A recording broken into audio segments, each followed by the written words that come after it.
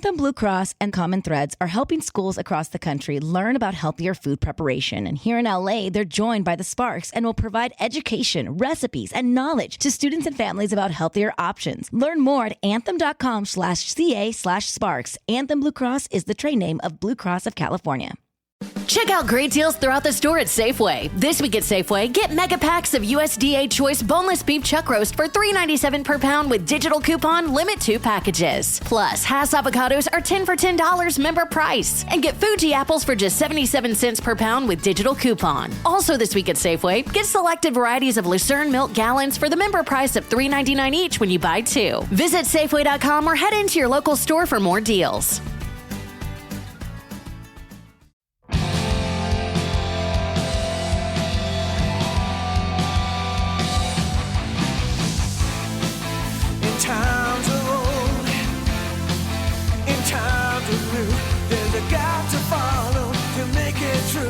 It's the pop culture field, manual.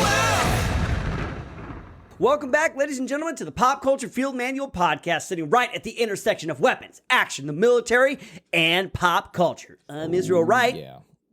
I am Cameron Fath, and we are more than happy to be here because I don't have food poisoning. Yeah, Israel does have food poisoning, and I don't have COVID. So we're right. super excited to be back in the saddle to go over some movies with you guys. But before we do, we got a couple things we just need to mention, like our Patreon. Yes, our Patreon is up.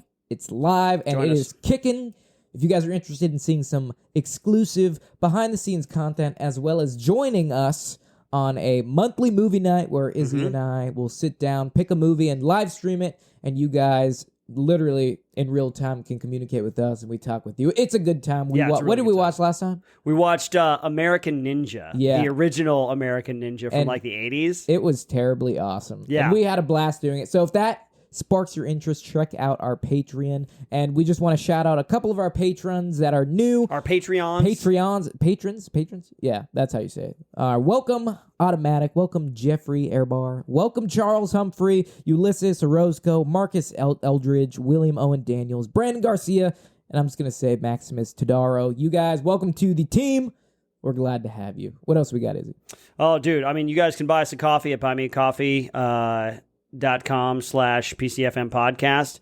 And get a hold of us at PCFMpodcast@gmail.com. We'd love to hear from you.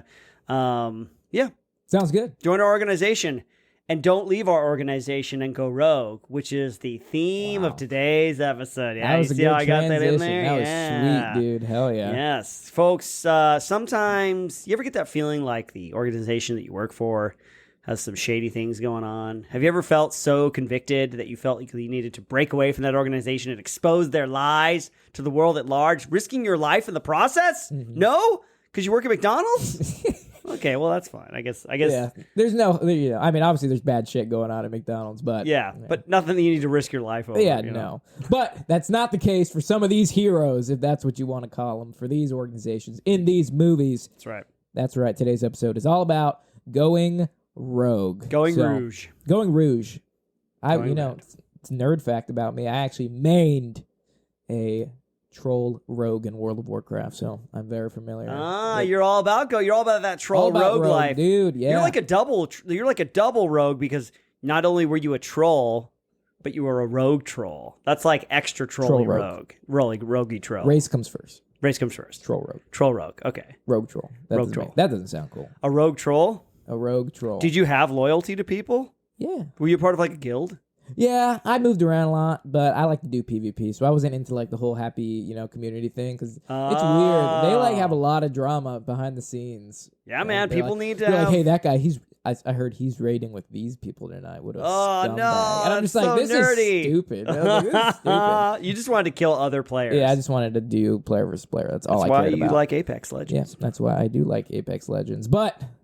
That is going way off the track. That's all right, man. That's what people want to hear. People want to hear about how nerdy we are because people like the fact that we were like special forces, special spec operaters. Spec soft ops. that we were soft. Soft. You don't like spec ops. We want to say soft. I don't like spec ops, even though that's like our entire identity on the internet. I think it's you don't, nerdy. but you don't like the term spec ops. But you like the term soft, special operations forces. Yeah, because it's modern. Yeah, it's a blanket term. True. Yeah, let's change the game. Everything. Man. Yeah, we'll Let's refer flip to the ourselves script. as soft. That's what kids do these days. They flip scripts. Yeah, and speaking of soft, the first show we have on this list is Terminal List. Yeah, brand new. Chris Pratt. Yeah, Chris Pratt. It's honestly a really good show. Based on the novel by Jack Carr. Yeah, Jack Carr is an author, and they turned his Terminal List book into a Amazon Prime series. And there's it's not getting really good critic reviews, but who gives a shit about critics? Yeah, Not critics me. don't know nothing. Critics suck. I don't follow Rotten Tomatoes. I don't do that. But it has a very high audience, like,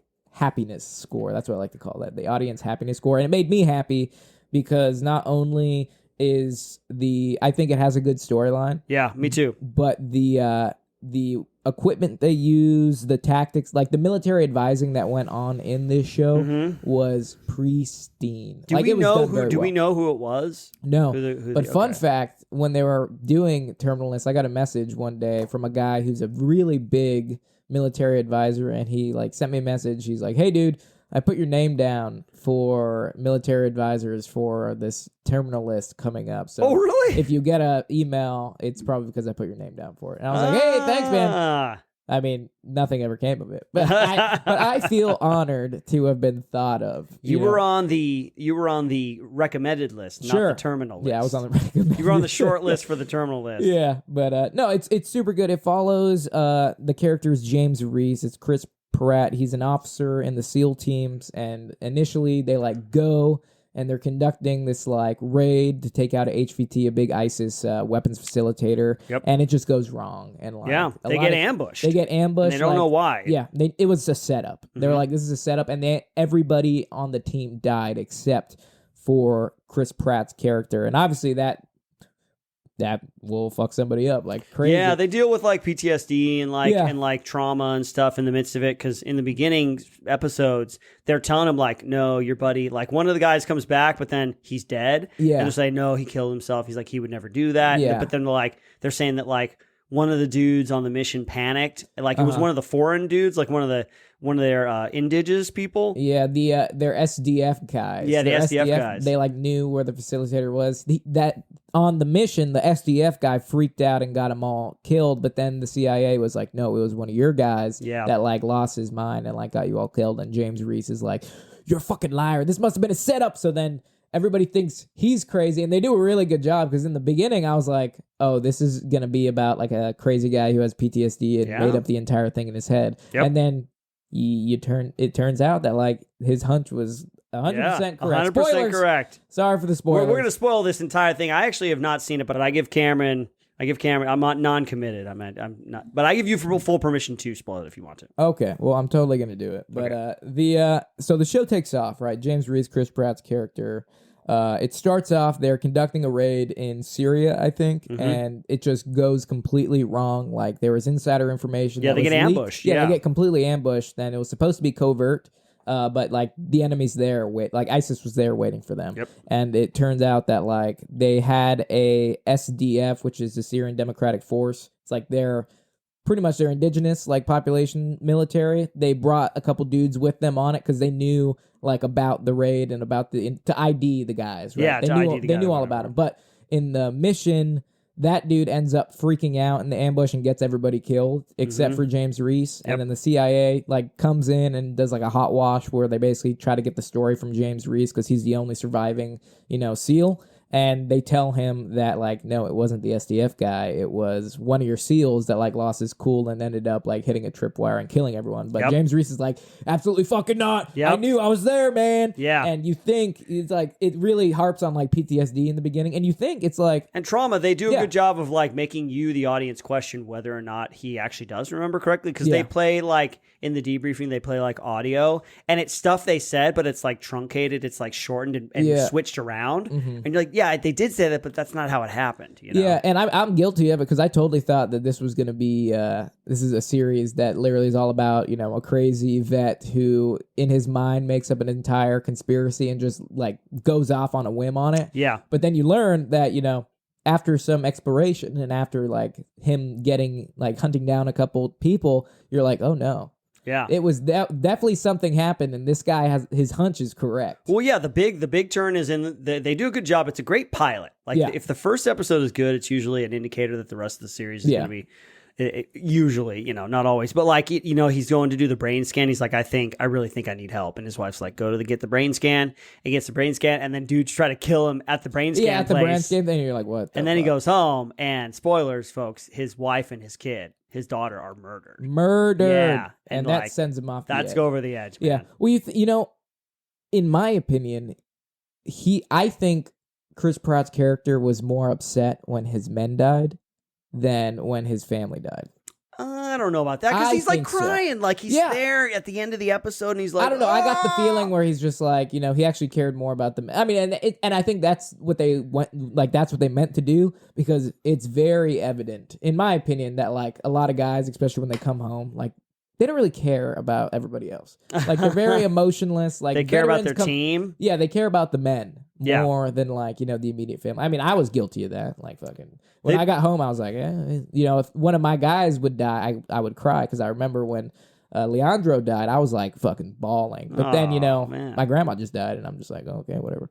I mean, that's if there's anything that I like about a lot of the military stuff that when they do it right, it's the camaraderie between soldiers. Like, because you are put through such intense situations together for just long periods of time, and you spend all this time together that it does create that bond. It does. And they've gotten better and better about that over the years of demonstrating that, especially like in the modern era, of like the Brotherhood. I mean, heck, even like I'm just thinking of like Predator because I saw Prey the other day. Which Prey was awesome. Yeah, Prey was pretty good, man. Yeah. It was really good. It wasn't better than the original guys. Okay, really? That's science. Okay, let's. Well, just it's because you straight. can't beat the '80s vibe. Yeah, that's right. But I mean, in Predator, you got that the dudes had relationships with one another, and were very unique characters like that.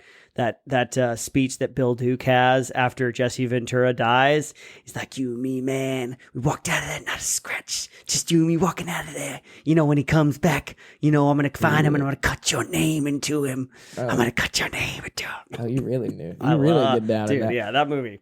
But anyway, back to the terminal list. Like, yeah, man, like he doesn't get sent over the edge until his family dies, but it's like the total, like he knows his men. Like that's when he's like, I know my guys. Like when his dude in the pilot, like his dude winds up dead. The only other guy. Yeah. He's just like, no, I literally was just with him. And he's like, no, he committed suicide 2 days ago. And like he would never do that. He would never commit suicide with his gun, and stuff like that. Yeah. Or with like this piddly like 9mm. Yeah, the 9mm. And he's like, he's a 45 guy. He wouldn't go out like a fucking pussy. Yeah, with exactly. 9mm. But no, it's super interesting. Yeah, I think they did it on purpose though. Just because it makes for a good story. Yeah.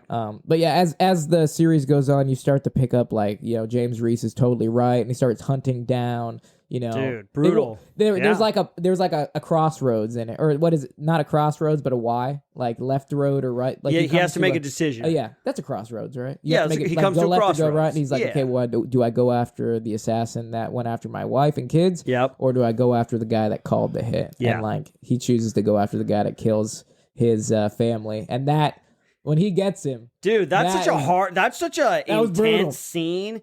If you're ever curious of why we carry tomahawks, like why the assassin when he goes to Mexico. Yeah, when he goes to Mexico. Yes. Yeah, yes. He like literally spoilers, but he like has a tomahawk and he like beats the shit out of the guy and he literally tomahawks his he guts him, dude, like a fish, man. And he pulls his intestines out and like basically wraps his intestines like he's gonna hang him with it. Yeah. And he like pulls them all out. He doesn't even tell him to walk. He's like, gonna walk. And the guy and like he's just tries like, to walk. Yeah, it's brutal, but it's like brutally awesome. Yeah, man. No, I like how this series, I think that's probably why a lot of people liked it, is it doesn't pull any punches in its brutality, like on both sides. Mm-hmm. And it even like, like they have to keep reminding you in the series of like why he's doing it. So he keeps having flashbacks of like his kid and his wife and stuff. Cause like the stuff he does is like, it's intense and it's brutal and it's unapologetic, And I will say this, just in case Chris Pratt ever listens to this episode, and you can come on to the podcast, Chris Pratt. But no, this is the best performance Chris Pratt has ever done. It is good. It is you don't very see any of like the goofy Chris Pratt. No, you don't. know? Yeah, he definitely becomes an operator in this one. So it was very cool to watch, And the press checks. And the press There's checks. at least 17 press checks. Press checks are free. I'm not a big press check fan. It's like, dude, if you rack the gun, it's obviously an operation. Like press check once. He picks up a gun and like when they get him in the brain scan place, he picks up the guy's gun. Yeah, so make I can sure see it a has- press check. Yeah, press check. But like if you're carrying a gun like on you at all times and you like pull it out and you like press check it, it's like, well, you should know that's hot. Yeah. But as they say, press checks are free, so they don't cost anything. So you go ahead, do them as Doesn't cost an action doesn't to cost roll a press anything check. to press check. But anyways, we've talked a lot about Terminal List. Terminal List but is great. Go I check it think out. you guys can understand that Terminal List is something you should watch just based off how long we've spent on it. Yes. But okay, moving down the list. This one is actually a classic, and I'm happy to put this down. But Shooter. Shooter, with Mark Wahlberg. And they actually made a series that I haven't watched. With Ryan Phillippe. I think the movie was just awesome, right? Like I just liked it a lot. It's Mark, if I remember correctly, Mark Wahlberg plays a Marine recon sniper. Yep. And he is like hired not to do an assassination, but pretty much to do like counter sniper. Or something for like a politician. He's trying to like, it's either like to watch out for him, and then and he gets framed. He gets framed. Like he's the shooter that killed the politician. Yeah, they frame him that way, and then they're after him. Antoine Fuqua is a good director. He directed this one. Plus, what's his name? The Mexican guy, Michael Pena. Michael Pena plays like an FBI agent Nick that Memphis. that kind of becomes involved with him, and like he knows he's innocent, and like the agency turns on Michael Pena and like tries to make it look like he did his own suicide to like take him out, and then Mark Wahlberg turns a water bottle into a suppressor and like kills these guys on a moving boat with a 22 with a water bottle suppressor. It was a water bottle, right? He like duct tapes a water bottle over it. I don't know if that would actually work. I heard it might. I mean, like for one shot, maybe. Yeah. Like, but 22s are so quiet, anyways. But and he like takes a standing shot at like 200 meters with. Why? What do you like best about this movie? I think it's just first snipers are cool. And like, there's just something about the snipers, man. Something They about got this. I mean, it's such about it's a very mystique. I'll be honest. I just did a physical the other day, and the doctor was like chatting my ear off, and I was like, "Yeah, I'm in the National Guard now in a recon and sniper section." He's like, "Sniper." Really? And he like started asking me a bunch of questions. I was like, look, man, I never went to sniper school. I just, I know my way around a long gun. And it's just like, oh, that's so cool. Do you think it's, like, I think okay, maybe whatever, it's dude. the power that you hold in your hands, like to from on high, to call that shot from on high. And they never, if you're good, they never see it coming. Yeah. I mean, that's why I'll be honest. The original Sniper with, Tom Berenger? With Tom Berenger. I had that movie on DVD growing up, and it was on replay. I wanted to be a sniper. Like when I first started airsofting when I was like 12, I built a ghillie suit by hand. Really? And I only used my first airsoft gun was a bolt action sniper. And like I only used snipers because I thought it was the coolest thing ever. But obviously it's airsoft, and like airsoft snipers are almost useless. Yeah. You get like 60, 70 yards. Yeah, but it's cool. It's super cool to like not be detected and like camouflage and take really long shots and like not know where it comes from. I thought that there was a mystique about that. Yeah. No, Shooter's cool just because it has like this. They do snipers in urban environment. They do they do sniping in like the mountains in like that snow environment when they're trying to do the trade off. Yeah, at the very end. Yeah. And they don't know where he's at. Yeah. Yeah, it's I think it just has a lot of cool parts about the movie. And then they do like the urban like raid with Michael Pena. He's like sniping for what is his name? What is his character's name in Shooter? Oh, in Shooter, Michael Pena's character's name No, not is Michael, but Mark Wahlberg. It's Bob Lee Swagger. Bob Lee Swagger. Bob Lee Swagger. Bobby Lee Swagger. And what kind of a name is that? Come on. And they like totally portray him to be like the crazy vet in the beginning because he like lives in the middle of nowhere in the woods with his dog and his dog's his post 9/11 report book. Yeah, and his dog's trained to like get beers out of the fridge and stuff. And then he's like casually has a Chaytek what is it? The M2, the intervention from Call of Duty, the sniper rifle. Oh, really? It's like a Chaytek M2000, I think. Nah, this is gonna fucking M2000 sniper. Is it? Antoine Fuqua, Kate Mara. Chaytek Intervention. Yep, the M200, not M2000. My bad. Dude, Michael Pena looks really young in this. This is what, 15 years ago? Yeah, no, it was a long time ago. That's Michael crazy. Pena's had a Yeah, career. the Chaytek M200, he's like casually cleaning it and like shooting it. It's just like, who has one of those? You know, it's fun fact about the Chaytek. I'm pretty sure that gun holds the world record for longest confirmed kill. Oh, nice. It was like a Canadian sniper. Can I ask you something while you're looking up? Sure. This is totally off. This is not off topic, but I had a question. I just had a revelation come to me. Do you think, does John Wick 3 a rogue? Does that count as a rogue? I think all the John Wicks count. But well, as not rogue. necessarily, because in the first one, he's not like, he's coming out of retirement. He's not against anybody. He's just doing his own thing. Then at the end of John Wick 2, he kills that guy on the grounds of the Continental, which you're not supposed to do. And then he becomes a rogue. And then in John Wick 3, he's a rogue. But it's not from the government, it's from the Continental, which is technically, I think pretty much dark government. Yeah, I think it would be a rogue is someone that goes against an organization, not a government. So yeah, I would consider that. And correction, it wasn't the Chaytek M200. It was the Macmillan TAC 50. Sorry. The Macmillan TAC 50. Macmillan TAC 50, yeah, it's a 50 cal rifle. Canadian sniper. 2.2 miles, 3,540 meters. Wait, 2.2 miles? Yeah, with an astonishing distance of 2.2 miles. Was that a kill, or was that just a confirmed test? Kill. No, wow. Canadian sniper set new record for longest confirmed kill in military history with almost unbelievable feat. A member of Joint Task Force 2 killed an Islamic State insurgent using a Macmillan TAC 50 rifle.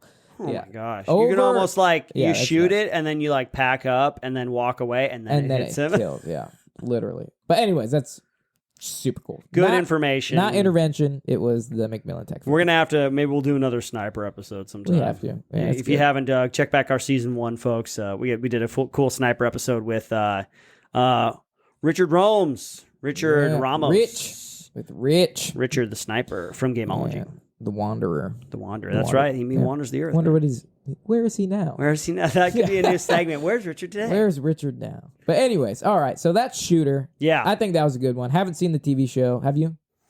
No, never did. Okay. Well, maybe that'll be... You guys let us know. Was the series good? Was the Shooter series good with Ryan Phillippe? Did he have as big arms as Mark Wahlberg? Yeah. Okay, what's next? Next up, we got an entire franchise, and I guess we got to sparse this out a little bit, but it's the Mission Impossible franchise. Yes, of course. Because in the first one, he's definitely a rogue agent because he works for IMF, Impossible Mission Force, which is the goofiest name for an organization ever. Really? I thought it was like the CIA or the NSA. Or the International Monetary Fund, the IMF. You're going to have to take the reins on this one. Well, how many have you seen? Which ones have you seen? Couldn't tell you. You couldn't tell me which ones you've seen? Some of them. But you can't differentiate if it was the first one or the last one. If you ask me, the only scene I remember, because obviously the guy from Star Trek is in it. What's his name? Yeah, and I just remember... Scotty. Yeah, Scotty. And I just remember Tom Cruise and Scotty dressed up as Russians in the Kremlin, and they put an invisible wall up that makes it look like it's empty. I think that's Fallout in the very beginning, and that's Simon Pegg. Yeah. Okay. That's the last one that came out. Okay, so yeah, I haven't seen the first one. I've only seen recent ones, but I wouldn't be able to tell you their plot or wouldn't be able to tell you Well, let's you know what, Cameron, let's go on a journey, man. We got time. It's our podcast. We can do what we want. Sure. So the first Mission Impossible, he's Ethan Hunt, right? He's working for IMF. Did you call me? Wait, that's not what I said. That's the wrong one. That's the wrong Hunt. But Ethan Hunt, Tom Cruise, which gosh, when did the first one come out? 90? Yeah. Late 90s? Yeah.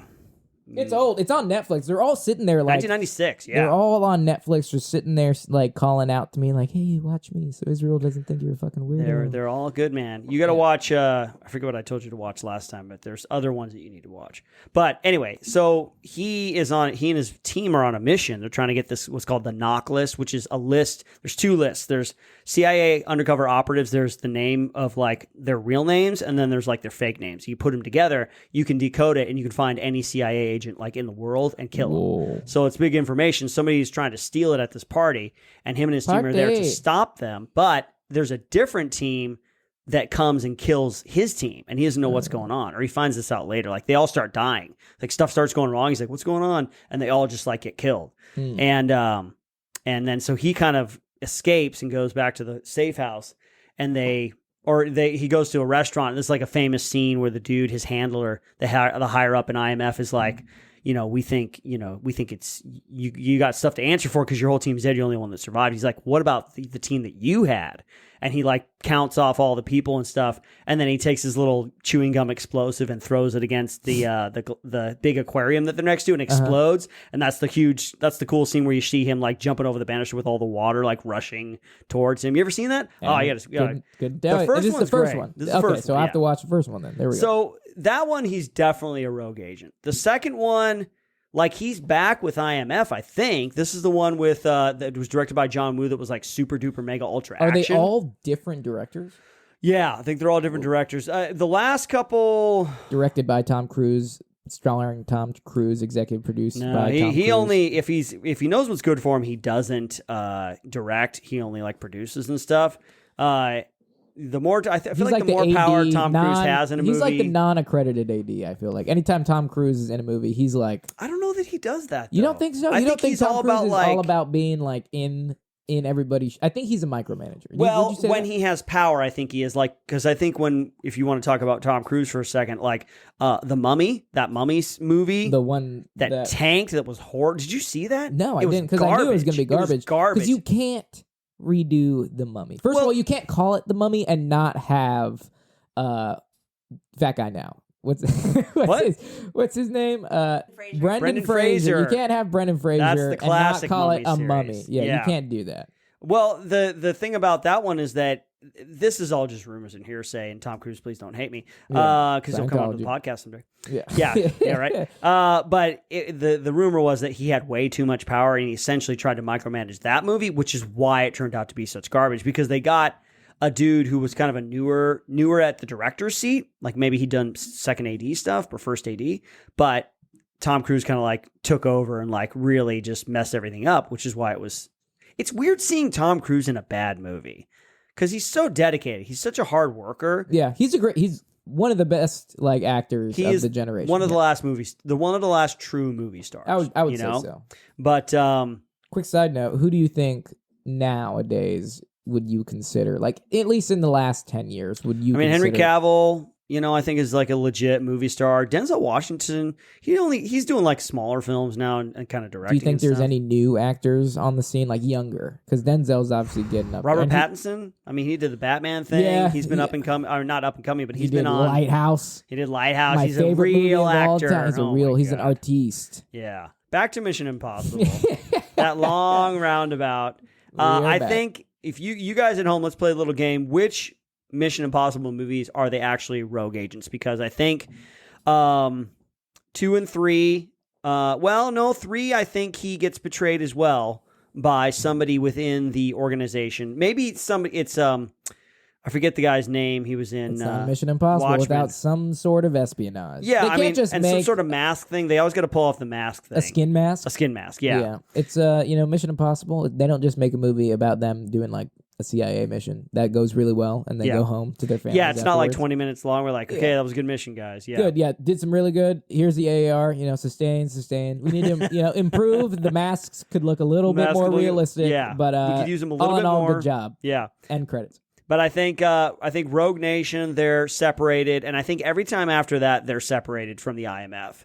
Because I think Fallout is because they get him back. Because I remember Henry Cavill's in the CIA, and it's like a team up because they're both going after the same person or something like that. But then Henry Cavill ends up being the bad guy. Henry Cavill, is that the thing that everybody loses their minds when he like hits his shoulder? When he cocks his arms? Yeah, he cocks his arms. Is that a Mission Impossible? That's Mission Impossible Fallout. Yep. Okay. Yep, everybody loses their minds when he cocks his arms. Because he has a mustache, right? It's Henry Cavill's cocking his arms and his mustache. God, that guy's handsome. Yeah, he is. Henry That's one Cavill's handsome my man crush. Henry Cavill, come onto our podcast. If I was gay for one day, I would try to slide in. Hopefully, it would be the same day that Henry Cavill was magically gay on as well. Yeah, that would work out magically, but that day won't come. So, have you seen the trailer for the latest one? No. What's the latest one called? Mission Impossible. Googly eyes, Mission Impossible, Fantastic Plastic Machine, Mission Impossible, Rogue Nation. No, Dead Reckoning. Dead Reckoning Part 1. So they're intentionally making 2 movies. And you know what? Can I just say, I just want everyone to be on our podcast because Rebecca Ferguson is really cool. I actually met her once. Really? Yeah. She has a really cool name dropping. Yeah. What's the story? I actually gave her a massage once. Oh, this was back wow. when I was doing massage professionally, and she came through town. I think she was doing stuff for like Fallout, and super cool, really polite, and just like. We hit it off. Talk. We went out on the town. We had dinner. A little candlelight. No, that did not happen. No, You just rubbed her shoulders. no, she was cool. But like, I love her character in these movies because I believe everything that she like can do, like her abilities and stuff like that. And like they give Tom Cruise, obviously Ethan Hunt, he's like the main character, but they give her opportunities to actually like save him that are believable. Sometimes, listen, guys. Well, you're not listening to this podcast if you think very differently than we do about like physical things about differences between men and women. But like, a little 90-pound woman, like throwing a haymaker and punching some dude out, like they have to give women other means and other tactics and martial arts styles that seem believable because the weight and muscle to weight ratio between a guy and a girl is just really off, Yeah, if a 90-pound chick tries to grapple with me, I'm going to lift her up and throw her off a bridge. That's right, yeah. But Ilsa Faust, Rebecca Ferguson's character, everything that she does, they really sell it really well. Okay, well, that's good. Yeah, and she and her character's really cool. So come on to the podcast.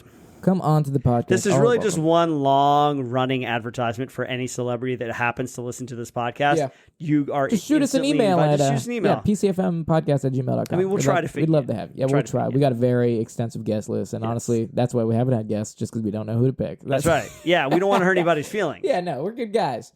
But anyways, moving down the list, the Bourne film franchise. Which is like 5 movies strong now. Is it? Okay. Yeah, because we have Bourne Identity. And then they had a show called Treadstone, didn't they, for a while? I don't think it did very well. Don't ask me. I don't know. Yeah, it came and went. Let's see. Bourne Identity, Bourne Supremacy, The Bourne Ultimatum, The Bourne Legacy, and Jason Bourne.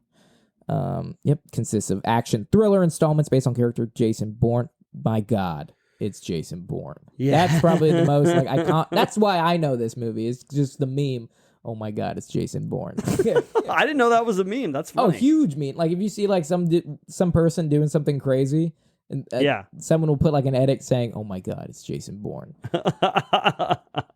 Bourne Identity, dude. If you don't know, it's a great like spy thrillers, spy action movies are they're few and far between. You got this series, you got Mission Impossible series. Yeah. I mean, what agency does Jason Bourne work? Was he CIA? I think it's CIA. And the big thing about him is the movie starts out really cool where he wakes up and he doesn't know who he is.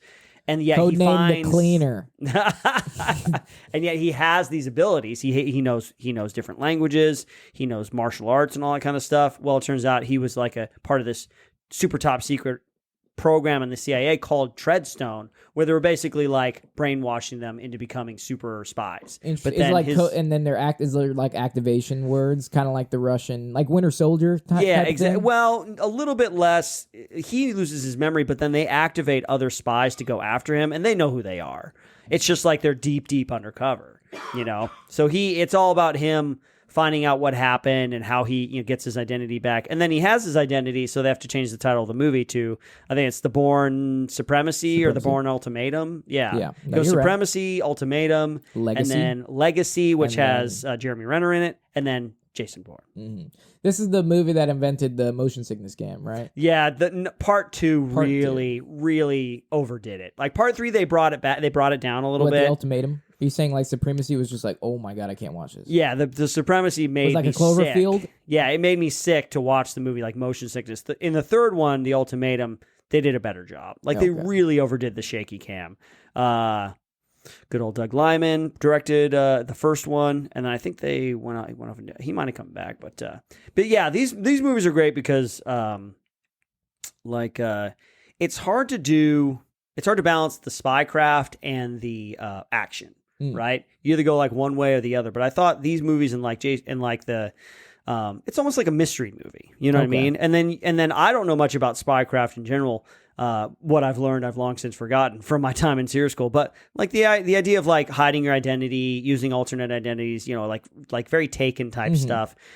They do a good job in these ones. I I never saw Legacy, and I never saw Jason Bourne, just because I heard it wasn't very good. Except for that one part in the trailer where he just does a one punch. He punches the guy once and knocks him out. He's like doing a street fight. I'm looking at this picture.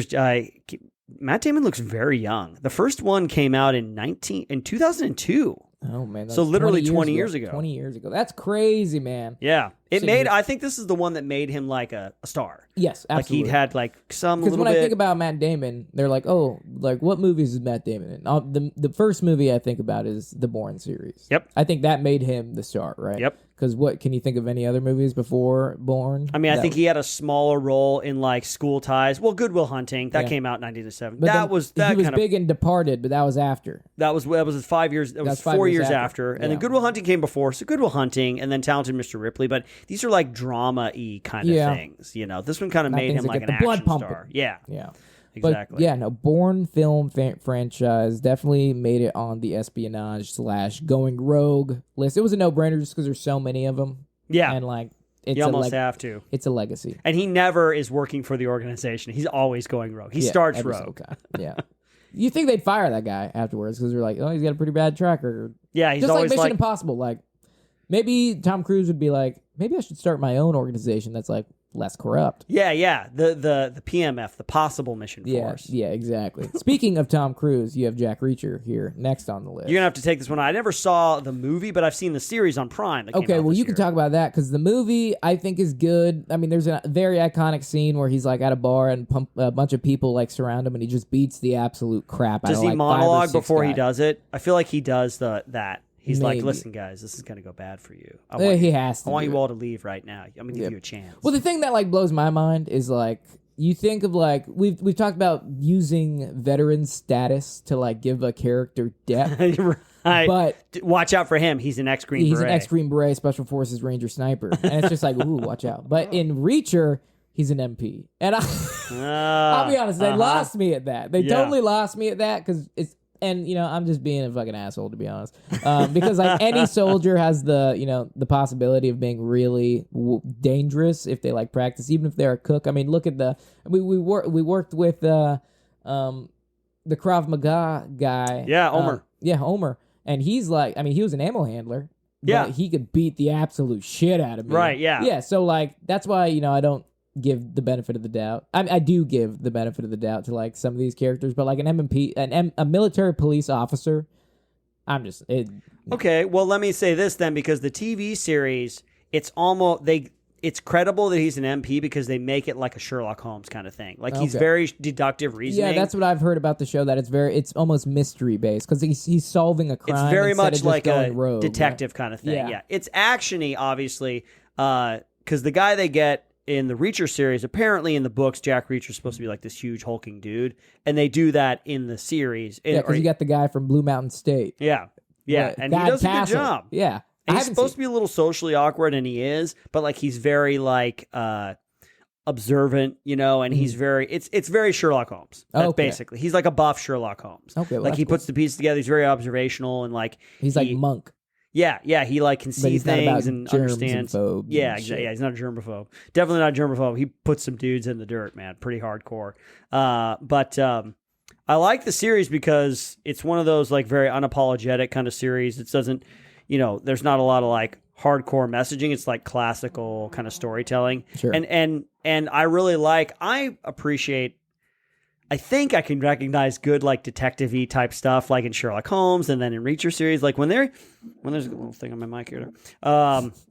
When they do that in a series, it's like I'm on a fun journey because I don't know anything about deductive reasoning or like detective work or I miss stuff, you know, like, you know, I can't remember what I did yesterday. So I lost my car keys and I could not find them. Yeah. So I hope that the Reacher series, at least on Amazon, I hope that they do more episodes or more seasons of that because that was just, you know, good hometown, like good storytelling, good mystery. Sure. And then at the very end, he kind of wraps it all up. You love seeing the hero, you know, in all these detective series, when they figure it out and then they explain everything and you can see that all the clues were there from the beginning of the story and they just, you saw them too, but he kind of put them all together. Oh, interesting. Well, that sounds cool, man. Yeah, man. Yeah. So I got to check out the Jack Reacher series then. even though he's a military police officer, but that's okay. So the next one on this list, this is a newer one that just came out on Netflix. Yep. The Gray Man. Yeah, starring Ryan Gosling and Chris Evans. Chris Evans, one of the Chris's. There we go. I finally got a name. All right, good for you, man. Yeah. So what did you think of it? I liked it. It was there was something about it. I hate it when there's a movie that like it's good but it's not great and I can't identify why. I really like Ryan Gosling's character in this one. Like Ryan Gosling has a way that he acts like, and he's Ryan Gosling. You know, it was almost like he's socially awkward. He is. He's totally socially awkward. Yeah, he is. He's socially awkward. He doesn't know how to deal with antisocial. Yeah. I mean, I liked it, but I identified the aspect really quickly of what I didn't like about it. What? I think, just to preface this, I think John Wick really just, what's the word I'm looking for? I don't know what's the word. I don't know. What is the word? Innovated. That's the word I'm looking for. Okay. I think the John Wick series completely innovated the way people think about action sequences. Right? Yeah, man. At least just the martial arts effect, and like we see it in John Wick 3, hardcore, doing really unconventional things, not just throwing punches, but like knife work, baton work, like all that. Yep. I think John Wick really set the pace to just elevate these action sequences, and they're such cool action sequences in The Gray Man. Like, for example, the last scene when Chris Evans and Ryan Gosling are going at it, and like he's using the knife in the fountain, and like he goes to stab and he grabs the knife, but then Chris Evans throws the knife up to his other available hand and like stabs him in the back, which is like, that was a crazy, sequence that I wouldn't even consider, like trying to like throw the knife in my other hand that's available. So stuff like little micro details like that really elevated the action sequence, which made me love it. But then there's other scenes in this movie that I feel like Ryan Gosling did not commit to at all. What do you mean? You could tell he's pulling punches. Like you can tell it was like Steven Seagal. Is that a word? Steven Seagal? Yeah, Steven Seagal, but it's like Steven Seagal-ish. Yeah, it's like when he's just like some dude comes at him and he does like a flip with his hands and the guy goes down. Yeah, it's not like he's actually decking this dude in the face. He's not committing to his choreography. So like there was some aspect, like some action sequences in the movie that I could definitely tell he wasn't like committing to the punch. Like he was pulling it and it kind of like took away from it. Yeah, that was the only thing I didn't like about it. But I mean, like, the military advising was great. The action sequence, like the actual choreography was awesome. It's just sometimes like he would throw a punch and the guy was like went flying, but you're like, that punch was not powerful at all. Like you could definitely tell he pulled it. Yeah.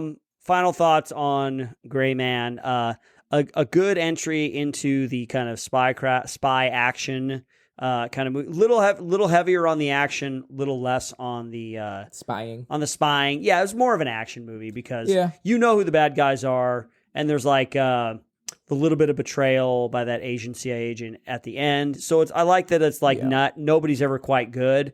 And Ryan Gosling is just like, he's just a guy trying to get by. Like he just wants out of there. Yeah, I would love to see Ryan Gosling just stomp that director's face in if they had a second one. Just because he's got it coming. Yeah, the skeezy director guy. Yeah, he's got it coming. Like he knows everything that's wrong. Yeah, with what's going on, and he's got his Canuckins coming. Yeah, I hope so. I hope that they definitely got a sequel. Yeah, they've already got a sequel in the works and a series. Oh my gosh, really? There we go. There it is. There you go. Okay, so that's The Gray Man. That's The Gray Man. A couple more folks. We just want to do some honorable mentions. Total Recall, 1990, Arnold Schwarzenegger. The OG. He's definitely a rogue agent. Like, he doesn't even know he's a rogue agent. Yeah, no, totally. But he doesn't realize that he has like, he thinks he's one person, but he's actually been somebody else the entire time. Or he was somebody else, and then... Didn't they try to wipe his memory in that, like, machine thing? Well, yeah. They gave him a new identity, which is who he is in the movie. Yeah. But his other identity, it was like a spy for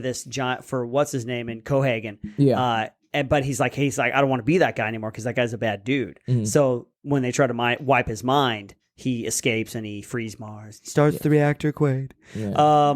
But then at the end, there's this whole rumor of like, was he actually dreaming? Because when he goes to, we're talking about this way for too long. But when he goes to Recall, they basically tell him the entire story of the movie. Like, do you want to be a spy? Do you want to go to do you want ancient alien artifacts? Do you want to meet a beautiful woman? And they're like, how do you want her to look? Yeah. And that's literally the movie. And then at the very end, he's like, I just had a terrible thought. They're like looking over Mars and has oxygen. He's like, I had a terrible thought. What if this is all part of the recall? And she's like, well, then kiss me before you wake up. And then at the very end, it's the which is like the kind of dreamlike sequence, the dreamlike song that they have it.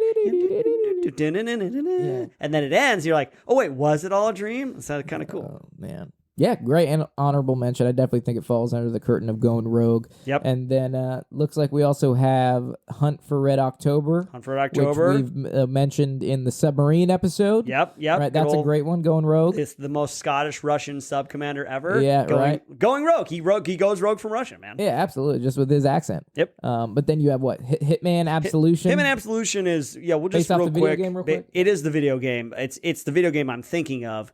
It's the third one in the series. It's not Hitman 3, but it comes before that, I think, for the PS4. He's just so But it bald. starts off with, I think in the first movie with Timothy Olyphant, he does go rogue as well. Like, they betray him. So I think in the video game Absolution, you guys can correct me if I'm wrong, but in Hitman Absolution, I think it starts off with them killing Diana or somebody, his handler. Diana! Like, she ends up getting killed, and then I think he has to absolve himself or something. I don't know. He has to get absolution.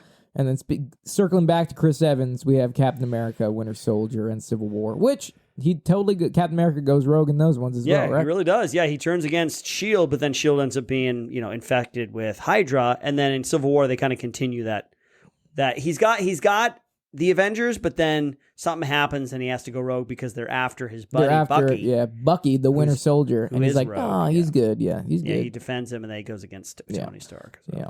But cool, yeah. We hope you guys enjoyed those honorable mentions. Honorable mentions, I guess. Yeah, our list that we compiled for going rogue. Let us know what you think. Yeah, what would you add to the list? Exactly. Well, this is time to transition to our fan question. Yep. And this question comes to us from MD Wilson.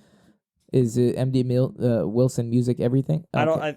I think it's MD Wilson Music.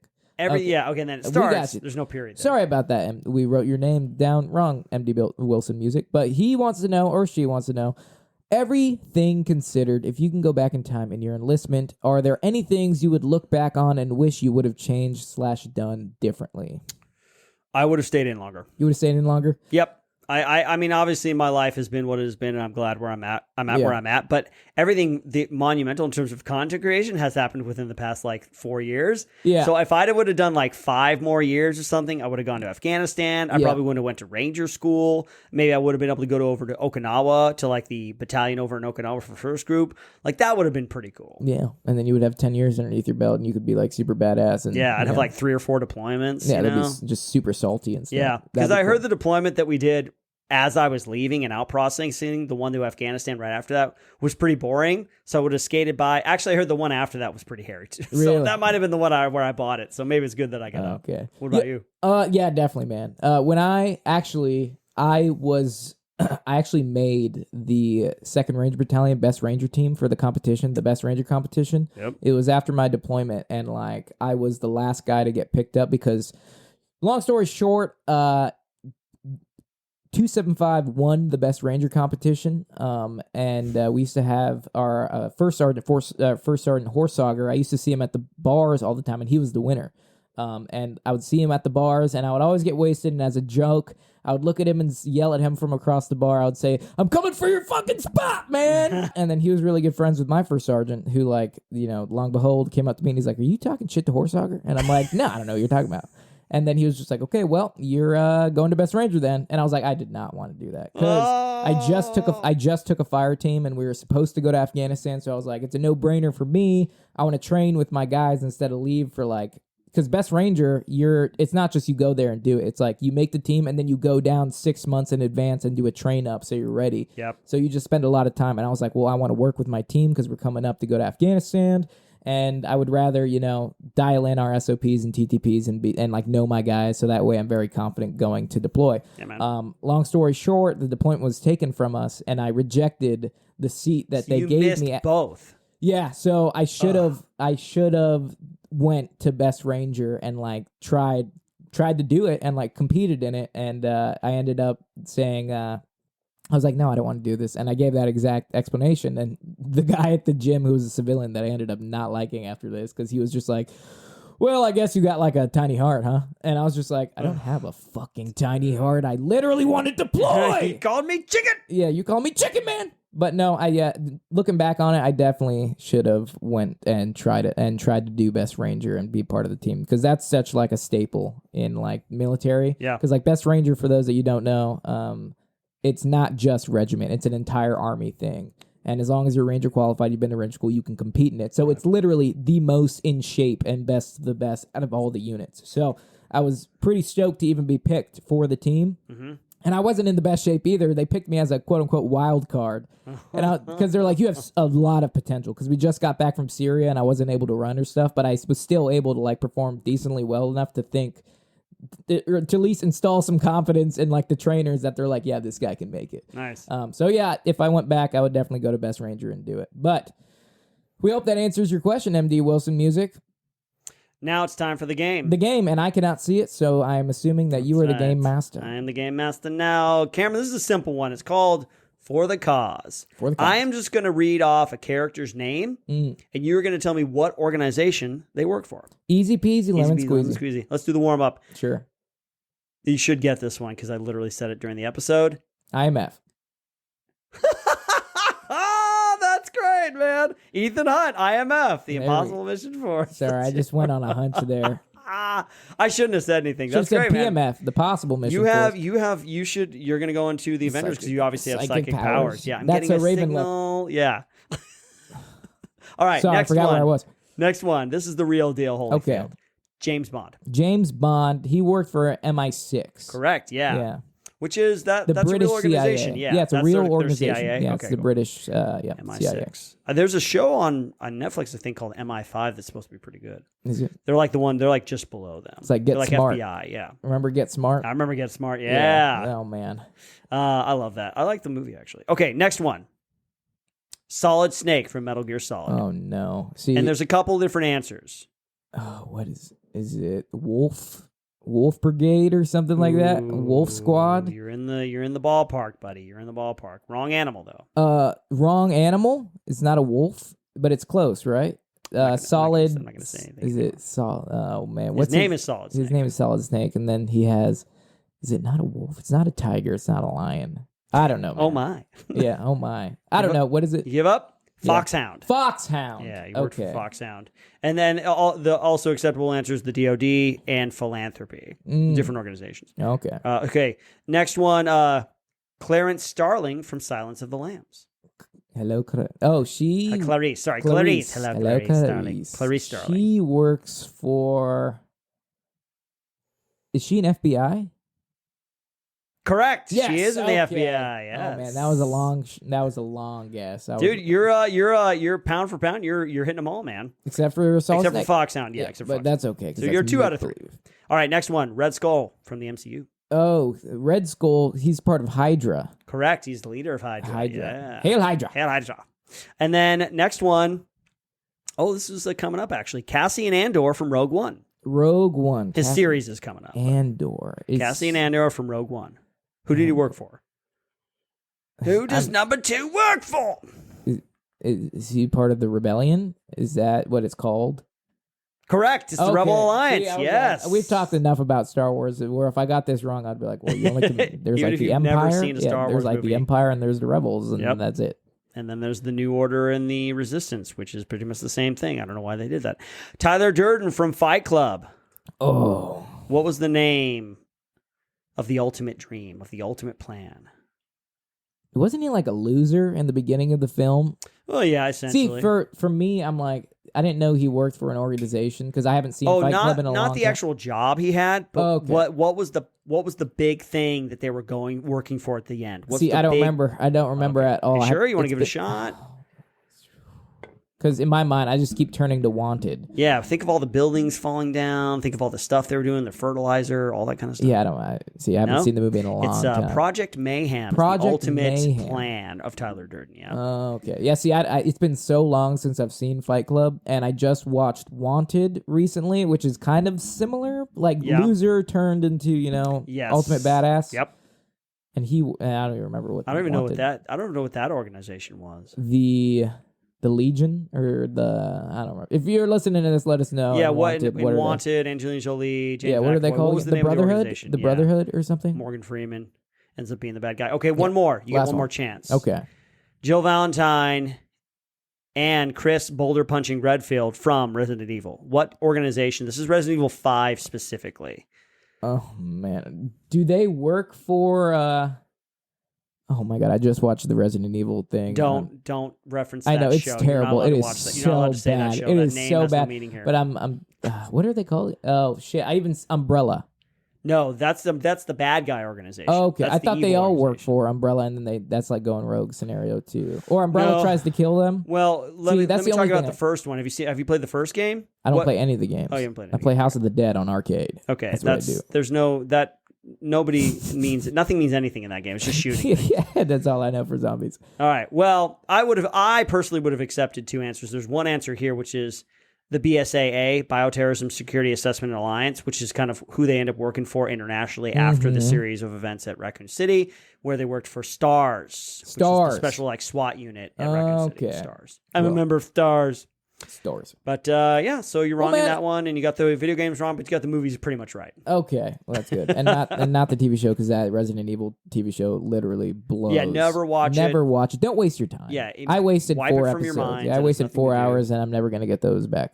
But Thankfully, I only wasted 1 hour and 20 minutes because I got halfway into the second episode. I'm like, this is dumb. I'm wasting my life. well, to be honest, I was multitasking, so I was like watching it and doing work, and then I turned it off because I was literally getting so distracted that it made me angry. Because I'm like, what's distracting me is so bad Yeah. that I'm getting mad. Yep. So, but. That's Hey, the proper response to the I'm Resident Evil glad series. I just was able to get some of those. To be honest. You did a good job, man. I did You got over 50%. Yeah, I over think. 50%, which is Good. passing. That's enough for me. That's a D Right? plus. D Yep. plus. Hey, dude, D's get degrees, right? That's right, man. As long as you Okay. pass.